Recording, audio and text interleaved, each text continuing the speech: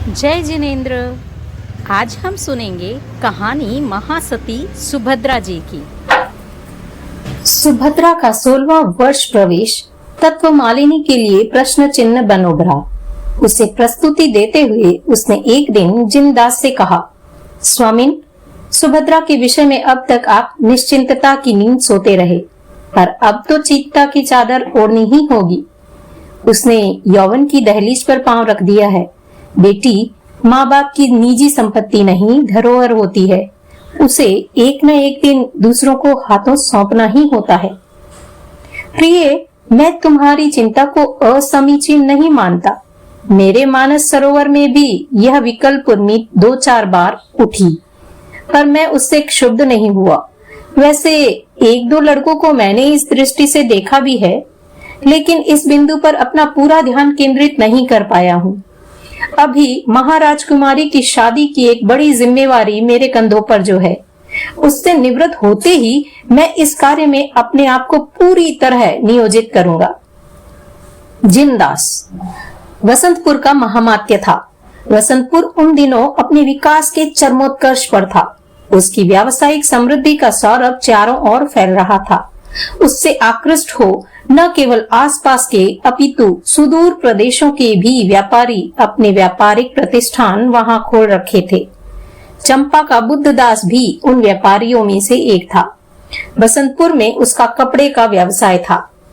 प्रतिवर्ष की तरह इस बार भी बुद्धदास ने बसंतोत्सव के मेले में कपड़े की दुकान लगाई थी। अनेक अच्छे घरों की लड़कियां उस दिन खरीदारी के लिए वहां आई। सुभद्रा भी अपनी हम उम्र सखियों के साथ बुद्धदास की दुकान पर पहुंची। प्रथम दर्शन में ही उसके अनुपम सौंदर्य ने बुद्धदास की आंखों में ही नहीं, मन को भी बांध लिया। बड़ी सचेतनता से उसने अपने आप को संभाले रखा, अन्यथा उसका एक दुकानदार की तरह पेश आना बहुत कठिन था। सुभद्रा कपड़ा खरीदकर दुकान से चली गई, पर उसकी तस्वीर सदा सदा के लिए बुद्धदास की पुतलियों के कैनवास पर अंकित हो गई। उसने इधर उधर छानबीन प्रारंभ की। बहुत श्रम के बाद बुद्धदास को अपने एक मित्र से ज्ञात हुआ कि सुभद्रा महामात्य जिनदास की पुत्री है। जिनदास जैन मतावलंबी है, इसलिए वह अपनी पुत्री का हाथ किसी जैन युवक के हाथ में ही थमाएगा। वह अपनी पुत्री का हाथ किसी जैन युवक के हाथ में ही थमाएगा। यह ज्ञात होते ही बुद्धदास के मंसूबे पर पानी सा फिर गया। वह सोचने लगा, मैं बौद्ध मतावलंबी हूँ, अपना खानदानी धर्म मैं किसी भी हालत में नहीं छोड़ सकता। ऐसी स्थिति में सुभद्रा मुझे नहीं मिल सकती। उसका मन कुंद हो गया, चेहरा सहसा कुंबला गया। निराशा पूरी तरह उस पर हावी हो गई। एक अवधि तक वह इसी भावधारा में बहता रहा। इस बीच सुभद्रा न जाने कितनी बार उसकी आंखों के सामने से होकर गुजर गई। 1-2-4 बार तो उसने देखा अनदेखा किया, पर फिर नहीं कर सका। उसे लगा, मैं सुभद्रा के बिना जी ही नहीं सकता। सुभद्रा मेरी आंखों में ही नहीं, प्राणों में भी बस चुकी है, उनका एक हिस्सा बन चुकी है। मुझे जैसे तैसे उसे प्राप्त तो करना ही होगा। अपना खानदानी धर्म छोड़ नहीं सकता तो क्या हुआ, उस पर अटल रहकर भी तो सुभद्रा को पाने का उपाय खोजा जा सकता है। मुझे निराश क्यों होना चाहिए? खोजने पर कौन सा उपाय नहीं खोजा जा सकता। संसार की बड़ी बड़ी समस्याओं का समाधान इस मनुष्य मस्तिष्क ने ढूंढ निकाला है। वह उपाय ढूंढने में व्यस्त हो गया। उसके मस्तिष्क में जल्द ही एक युक्ति आई। इसकी क्रियान्विति के रूप में उसने अपनी बौद्ध धर्म की आस्था पर जैनत्व का मुलम्मा चढ़ा लिया। ऊपरी आचार व्यवहार से वह स्वयं को एक सुसंस्कारी जैन श्रावक के रूप में प्रदर्शित करने लगा। जैन धर्म की प्रारंभिक अच्छी जानकारी भी उसने हासिल कर ली। महाराजकुमारी की शादी सानंद संपन्न हो गई। जिनदास ने निश्चिंतता की नींद ली। अब जिनदास का ध्यान सुभद्रा के हाथ पीले करने के लक्ष्य पर केंद्रित हुआ।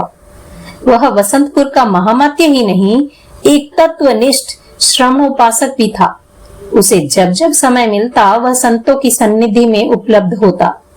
पिछले दिनों राजकीय कार्यों की अति व्यस्तता के कारण वह यह लाभ नहीं ले सका था। आज वह प्रवचन सुनने जितना समय निकालकर संतों के प्रवास स्थल पर आया, उसने अपने पास वाली पंक्ति में बुद्धदास को बैठे देखा। उसकी आंखें वहीं रुक गई। विचारों का निर्झर बह चला। मैं सुभद्रा के लिए उपयुक्त वर की खोज में था। मैंने इस दृष्टि से अनेक लड़कों को देखा, परखा, पर कोई भी मेरे मन को नहीं भाया। कोई रूप रंग की दृष्टि से जचा तो उम्र की बात नहीं बैठी, कोई उम्र की दृष्टि से ठीक लगा तो कुल की बात पर प्रश्न चिन्ह आ गया, और कोई कुल की दृष्टि से उपयुक्त मिला तो धार्मिक संस्कारों की बात आड़े आ गई। पर यह युवक, जिनदास को लगा कि आज मेरी सभी अपेक्षाएं, कल्पनाएं एक साथ साकार हो रही है। चंपा से समागत यह बुद्धदास केवल बसंतपुर का उदीयमान व्यवसायी यानी राइजिंग बिजनेसमैन ही नहीं, अपितु रूप, उम्र, कुल और धर्म सभी दृष्टियों से सुभद्रा के उपयुक्त भी है। मुनिश्री ने शरण सूत्र की मंगल ध्वनि के साथ प्रवचन संपन्न किया। जिनदास ने धर्मोपकरण संभाले और मुनिश्री को वंदन कर घर की ओर चल पड़ा। मार्ग में चलते चलते उसका मन सुभद्रा और बुद्धदास के तुलनात्मक अध्ययन में खोया रहा। घर पहुंचने पर भी उसकी यह विचार श्रृंखला टूटी नहीं। अंततः अपना चिंतन स्थिर कर एक दिन जिनदास ने बुद्धदास को अपने घर पर आमंत्रित करने का निर्णय किया। दूसरे दिन बुद्धदास महामात्य के घर पर था। औपचारिक व्यावसायिक बातचीत के बाद जिनदास ने हिंसा, अहिंसा, पाप, पुण्य आदि तात्विक विषयों पर चर्चा प्रारंभ की। बुद्धदास ने न केवल इसमें अतिरिक्त दिलचस्पी दिखाई, अपितु कई गहरे प्रश्न भी किए। कई घुमावदार प्रश्नों के यौक्तिक व अध्ययनपूर्ण उत्तर भी दिए। वार्तालाप को नया मोड़ देता हुआ जिनदास उसे घर गृहस्थी के चौराहे पर ले आया। बातों ही बातों में उसने बुद्धदास के सामने सुभद्रा को अपनी जीवन संगिनी बनाने का प्रस्ताव रख दिया। निषेध में स्वीकृति से अधिक शक्ति होती है। बुद्धदास इस तथ्य से सुपरिचित था, इसलिए उसने जिनदास के प्रस्ताव के प्रति मात्र अपनी उदासी ही प्रदर्शित नहीं की, अपितु उसे अस्वीकृत भी कर दिया। जिनदास के लिए यह एक अजूबा था। चढ़ती जवानी और यह अनासक्ति, सुभद्रा जैसी रूप लावण्य संपन्न कन्या, धन धान्य व सम्मान से भरा पूरा घर, और यह अस्वीकृति। जिनदास इस अस्वीकृति से अत्यंत प्रभावित हुआ। वह बुद्धदास की तरफ और अधिक आकृष्ट हो गया। प्रस्ताव आग्रह में बदल गया, पर बुद्धदास ने उसके आग्रह को टालने का अभिनय किया। कहां मैं और कहां आपकी सुभद्रा। हिमालय पर फलने वाला देवदारू रेगिस्तान में कैसे दृष्टिगत हो सकता है। जिनदास बुद्धदास की ओर पूरी तरह खिंच गया। वह बोला, भौतिक संपन्नता मेरे समक्ष योग्यता की कसौटी नहीं है। मैं आंतरिक वैभव की तुलना में बाह्य वैभव को नगण्य समझता हूँ। बुद्धदास जिनदास की टिप्पणी पर मौन रहा। बुद्धदास का यह मौन जिनदास के लिए स्वीकृति था। जिनदास स्वीकृति पा अत्यंत प्रसन्न हुआ। बुद्धदास भी मन ही मन मुस्कुरा रहा था अपने अभिनय पर। उसका तीर लक्ष्य को भेद गया था। तपस्या फलीभूत हो रही थी। सुभद्रा को पाने का मंसूबा बड़ी मान मनुहार के साथ पूरा हुआ। मंगनी और शादी के बीच बहुत थोड़ा अंतराल था, इसलिए बुद्धदास के रंगीन कल्पनाओं के ताने बाने बुनते बुनते ही समय की सुई तेजी से घूम गई और अक्षय तृतीया के चिर प्रतीक्षित दिन ने बुद्धदास के द्वार पर दस्तक दिया। विशाल बारात के साथ बुद्धदास दूल्हे के रूप में जिनदास के आंगन में पहुंचा। धूमधाम से शादी संपन्न हुई। सुभद्रा के विदा होने की बेला उपस्थित हो गई। जिनदास ने उसे कर्तव्य बोध देते हुए कहा, लाडली, अब तुम पर दोहरी जिम्मेदारी है। तुम्हें इस कुल का तो गौरव सुरक्षित रखना ही है, बुद्धदास के वंश गौरव की अक्षुण्णता भी तुम्हारे ही हाथ है। एक क्षण रुककर आगे जोड़ा। खून का रिश्ता होते हुए भी आज तुम्हें पराये हाथों में सौंपना पड़ रहा है। सामाजिक जीवन की अपनी कुछ मर्यादाएं जो होती है, हर छोटा बड़ा व्यक्ति उसकी अनुपालना की दृष्टि से प्रतिबद्ध है। जिनदास की व्यवस्था बहुत रोकने पर भी आंखों से रीस रीस कर प्रवाहित होने लगी। इन संवेदनशील क्षणों में तत्व मालिनी की प्रकृतिगत गंभीरता भी टूट गई। उसके नयनों में ममता बहने लगी, पर सुभद्रा की सिसकियों को थामने की बड़ी जिम्मेवारी उस पर थी। इसलिए उसने कुछ ही क्षणों में अपने आप को संभाल लिया। अपने आंचल से सुभद्रा के आंसू पोंछते हुए कहा, आत्मजे, अब तक तुम पिताश्री के साये में निश्चिंतता की जिंदगी जीती रही हो, पर अब दायित्व के नए जगत में प्रवेश हो गया है। तुम्हें एक एक कदम संभल कर रखना है।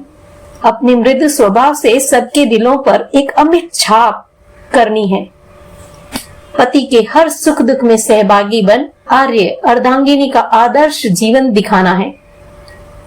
शील नारी का सर्वोच्च श्रृंगार है। यह श्रृंगार तुम्हारे जीवन सौंदर्य को ही नहीं निखारेगा, मेरे दूध को भी उजालेगा। बेटी, बचपन में तुमने जिस धर्म को समझा है उसे श्वास श्वास में जीना है, क्षण क्षण में जीना है, जीवन के कण कण में जीना है। सुभद्रा ने बेशकीमती मोतियों की भांति माता पिता के एक एक वचन को सहेजा। विवेक और कर्तव्य बोध की लगाम जरा शिथिल हुई कि तत्व मालिनी का मातृत्व फिर चंचल हो उठा। तरलता यानी आंसू बह बह कर धरती को गीला करने लगी।